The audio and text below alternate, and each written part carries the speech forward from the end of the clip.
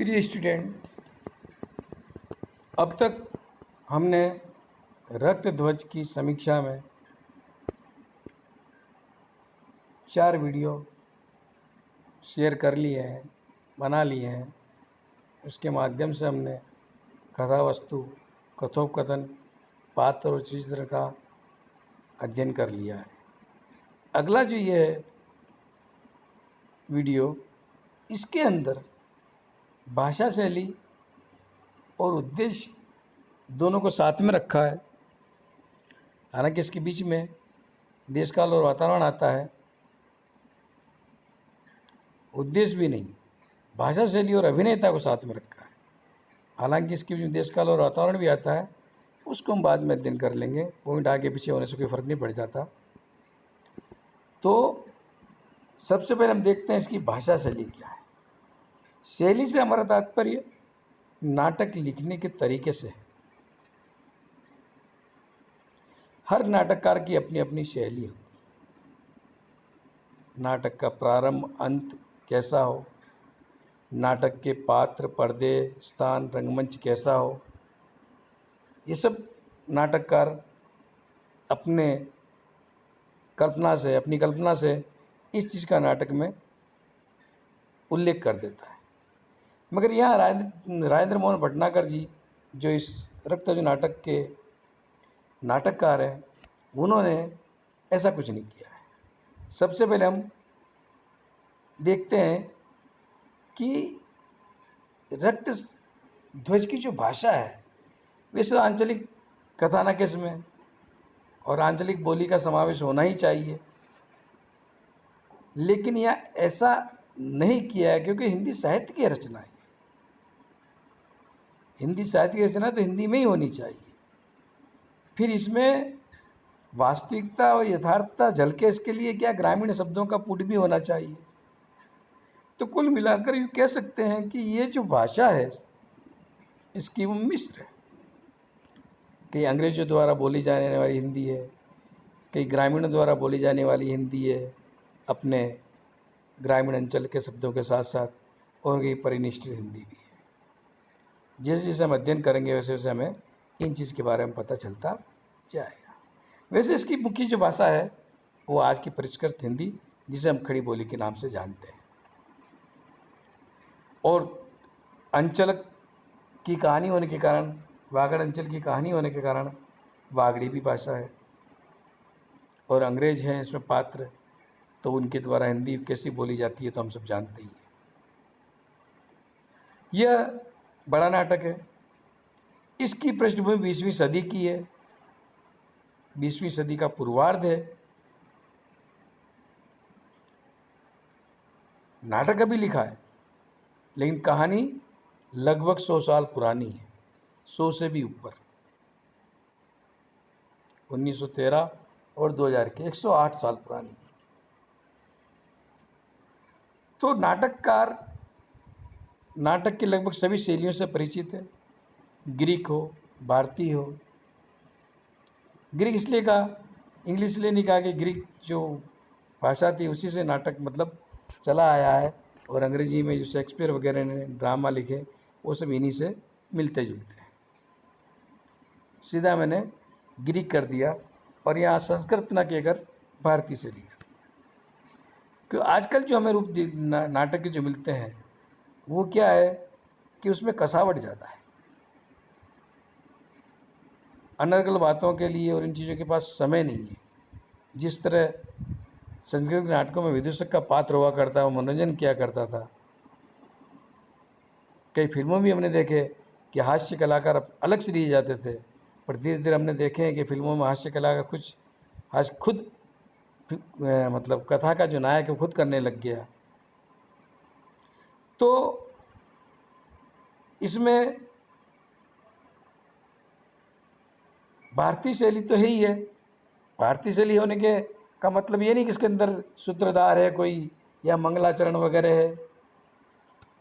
भारतीय शैली का तात्पर्य है कि भारतीय जो परंपरा में जो लिखे जाते हैं गीत तो कोरस गीत तो ग्रीक वगैरह में भी आते थे, इसमें भी हैं।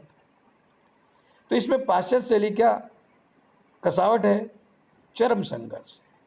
क्लाइमैक्स जिसे कहते हैं, और करुणांतिका है, ट्रेजिडी है।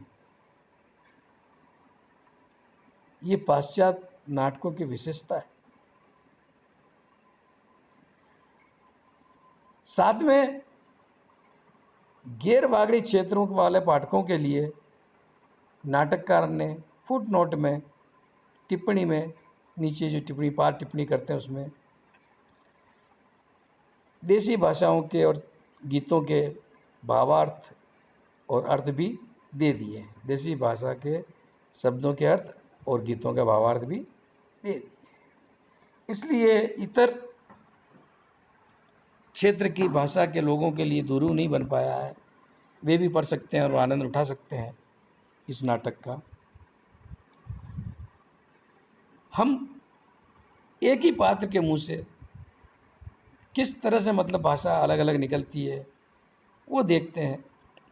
गोविंद स्वामी, जैसा कि बताया गया है पहले अंक के दूसरे दृश्य में ही, पढ़ा लिखा है, पुजारी से पढ़ाई लिखाई की है, और उसी पढ़े लिखने के बाद गोविंद स्वामी के मन में आया कि यहाँ के जो समुदाय है, जनजाति समुदाय, इसे भी शिक्षित किया जाना चाहिए और पूरी तरह से बाहर निकलना चाहिए।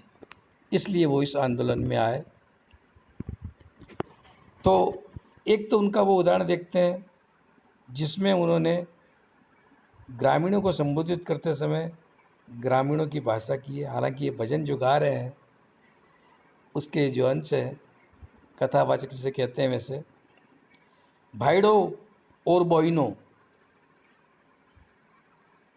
जय गणे बाप जी। प्रभु श्री राम वन में जाने की तैयारी कर रहे हैं। उनका छोटा भाईड़ा उनके साथ जाने के लिए जिद करता है। इसमें कुछ शब्द देख लें, भाईडो, बोइनो, गणे बाप जी। गणेश जी का शॉर्ट रूप कर दिया। तो ये सारे शब्द आंचलिक है, उन लोगों के साथ बात करते हैं तब ऐसी बातें करते हैं, और जैसे ही वे कोर्ट में आते हैं पढ़े लिखों के साथ तो उनकी भाषा बिल्कुल परिष्कृत हिंदी हो जाती है। और वे कहते हैं, कोर्ट में दिए गए बयान का अंश भी यहाँ है कि नहीं मिलोड, मुझे फांसी का डर नहीं है। जब इलियट कहता है फांसी से डर रहे हैं, तब वो कहते हैं कि मुझे फांसी का डर नहीं है, मुझे डर है न्याय के साथ अन्याय होने का। अदालतों में न्याय होना चाहिए, और आजकल देख ही रहे हैं हम लोग अदालतों की क्या हालत है कि यहाँ तक शीर्ष अदालतों तक न्याय पात्रों और वर्गों को देखकर अलग अलग किया जाता है। खैर छोड़ो, ये लंबी बात है। हम तो यहाँ भाषा की बात कर रहे हैं और शैली की बात कर रहे हैं। अगला जो है वो उदाहरण है कि अंग्रेज लोग कैसी भाषा बोलते हैं, हिंदी बोलने की कोशिश करते हैं। अब इलियट का इसमें जो दलील है, जो मतलब अपनी बात रखता है बात कोर्ट में, वो है जानने का अर्थ होता है स्वामी सजाए मोट, और आप जैसा चालाक इंसान मोट को गले लगाएगा, इसका सवाल ही नहीं उठता। साफ साफ आप अपने जुर्म से इनकार हो जाना चाहते हैं। ये अंग्रेजी भाषा है। अंग्रेज लोग हिंदी बोल नहीं पाते हैं, फिर भी काफ़ी कुछ नाटककार हिंदी के शब्द रखे हैं, और कुछ ही शब्दों में मतलब उन्होंने ऐसी कोशिश की है कि अंग्रेजी का पुट आ जाए। रक्तध्वज की भाषा वागड़ी के साथ साथ परिष्कृत हिंदी भी है, और कहीं कहीं अंग्रेजी में हिंदी का पुट मनोरंजन उत्पन्न करता है, जैसा आप मुँह पर देख चुके हैं। सभी नाट्य शैलियों से परिचित इस युग में नाटककार ने इन प्रयोगों से नाटक को दुरूह नहीं बनाया है, मतलब कोई नए प्रयोग करके मतलब इसको मुश्किल करने का प्रयास नहीं किया है। नाटक में बहुत कम या नहीवत रंग संकेत है। रंग संकेत में रंगमंच पर क्या क्या होना चाहिए इसका संकेत नाटककार करता रहता है, पर यहाँ बहुत कम दिया है। ये दृश्य और रंगमंच के बारे में भी ज़्यादा प्रकाश नहीं डाला है। मतलब ये हुआ कि नाटक के निर्देशक को पूर्णतः स्वतंत्रता है, क्योंकि नाटक जो रंगमंच में खेला है उसको नाटक का डायरेक्टर उसे मतलब प्रदर्शित करता है। लेखक तो लिख देता है, नाटककार तो उसमें जो स्क्रिप्ट होती है थोड़ा बहुत परिवर्तन करके जो डायरेक्टर करता है, तो डायरेक्टर को पूरी स्वतंत्रता है इसमें।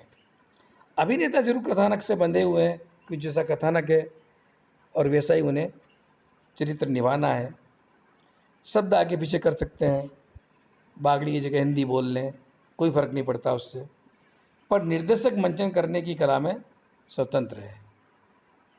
अच्छा भी है, आधुनिक तकनीकी आविष्कारों ने रंगमंच पर अपार संभावनाएं भर दी हैं।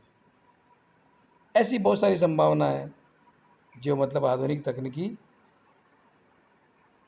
आविष्कारों से रंगमंच पर पैदा की जा सकती हैं। अगली जो बात है, अभिनेता, इसको भाषा शैली के साथ ही जोड़ दिया, क्योंकि शैली में रंगमंच की जब बात की थी नाटक की, तो अभिनेता भी इसका एक अंग ही हो गया। क्योंकि नाटक वस्तु तो पढ़ने के लिए नहीं लिखा जाता, वह लिखा जाता है अभिनीत करने के लिए, रंगमंच में प्रस्तुत करने के लिए। रंगमंच की अपनी एक मर्यादाएं होती है। रक्तध्वज नाटक 3 अंक और 13 दृश्यों का है। तीसरा अंक बहुत छोटा पर दृश्य बहुत ज़्यादा है। इस नाटक को रंगमंच पर प्रस्तुत करने की कोई कठिनाई महसूस नहीं हो सकती अगर कोई करना चाहे तो। अंतिम दृश्य जहाँ जनता पर गोली चलाई जाती है, ऐसे दृश्यों को, युद्ध के, मारामारी के, रक्तपात के, आजकल ऐसे आविष्कार हो गए हैं जो मतलब तकनीकी दृष्टि से पीछे पर्दों पर या तो पर्दों के ऊपर फ्लैशबैक में दिखाए जा सकते हैं या कैप्शन द्वारा प्रदर्शित किए जा सकते हैं। अभी तक इस नाटक का मंचन किया हो ऐसा मेरे पढ़ने में आया नहीं है और मेरी जानकारी में नहीं है। गैर वागड़ी क्षेत्र में इसके मंचन के समय अभिनेता को चाहिए कि वागड़ी शब्दों का हिंदी भी बताता चले, तभी तो दर्शक नाटक का आनंद ले पाएंगे। क्योंकि कोई चीज़ मतलब कोई शब्द समझ में नहीं आया तो पाठक क्या करेगा बेचारा। पात्रों द्वारा बोले जाने वाले संवाद भी छोटे छोटे हैं, जिससे अभिनय करने वालों को स्मरण रखने में कठिनाई भी नहीं होगी। वेशभूषा नाटककार ने कोई लिखी नहीं है, सीधा एक ग्रामीण परिवेश है, तो ग्रामीण परिवेश में जो वेशभूषा चलती है वैसी वेशभूषा जो नाटक का दिग्दर्शक है, निर्देशक है, वो दिखा सकता है, उसमें उन वस्त्रों को अपना सकता है। नाटक में लगभग 3 जगह भजन और गीत है जो रंगमंच पर आसानी से प्रदर्शित किए जा सकते हैं। एक भजन उकासिया का है, दूसरा गोविंद स्वामी का है और तीसरा गीत है जो सावंती का है, अंतिम अंक में वह गाती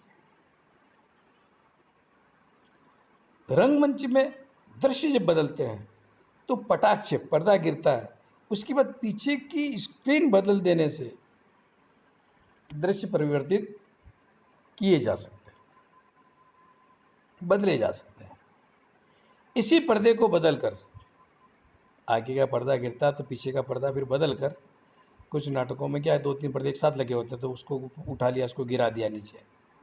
इसी पर्दे को बदलकर हम गांव की चौपाल, पहाड़ियाँ, राज दरबार का चित्र, मेला और मेले में होने वाले गीत आदि को रंगमंच पर आसानी से प्रदर्शित कर सकते हैं।